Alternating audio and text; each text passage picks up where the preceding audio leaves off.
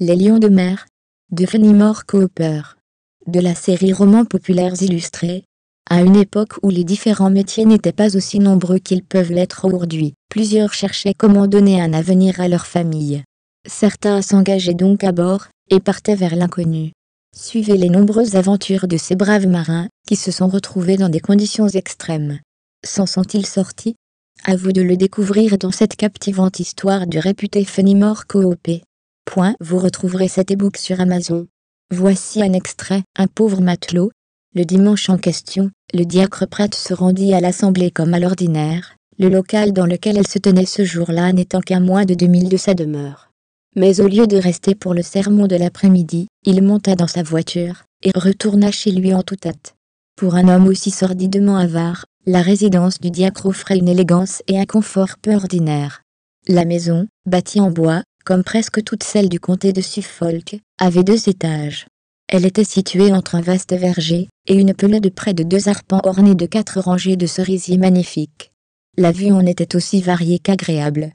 Elle était dans le meilleur état d'entretien, ainsi que la ferme. En somme, il eût été difficile de trouver un paysage plus agréable, surtout à cause de l'eau qu'on apercevait sur différents points à la fois. Mais le diacre Pratt s'occupait peu de paysage. Lorsque sa jument eut atteint la grille ouverte, Marie était sous le vestibule de la maison, paraissant attendre son retour avec impatience. Le diacre donna les guides à un noir qui n'était plus esclave, mais qui descendait de quelque ancien esclave des Pratt, et qui consentait à rôder autour de la maison, faisant tout l'ouvrage qui se trouvait à moitié pris. En descendant, l'oncle s'approcha de la nièce, avec une sorte d'empressement intéressé. « Eh bien, Marie, comment va-t-il maintenant, mon cher oncle? Il ne me paraît pas possible qu'il en réchappe, et je vous supplie bien instamment de me permettre d'envoyer chercher le docteur Sage. » Le diacre avait 2 objections à la requête de sa nièce. La première était la dépense sans doute, mais ce n'était pas la plus forte. Il en avait une autre qu'il ne communiquait à personne, mais que la suite de ce récit nous fera connaître. Quelques semaines avant le dimanche en question, un navire qui revenait du large, probablement en destination de New York, avait débarqué à Ouistreham, un matelot étranger brisé par la maladie plus encore que par les années.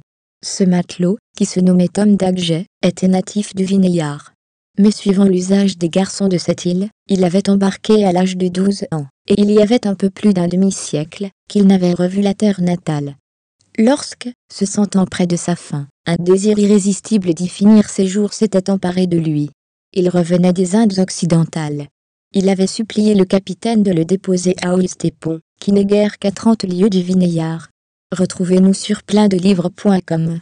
Continuez la lecture de Les Lions de mer de Fenimore Cooper sur Amazon.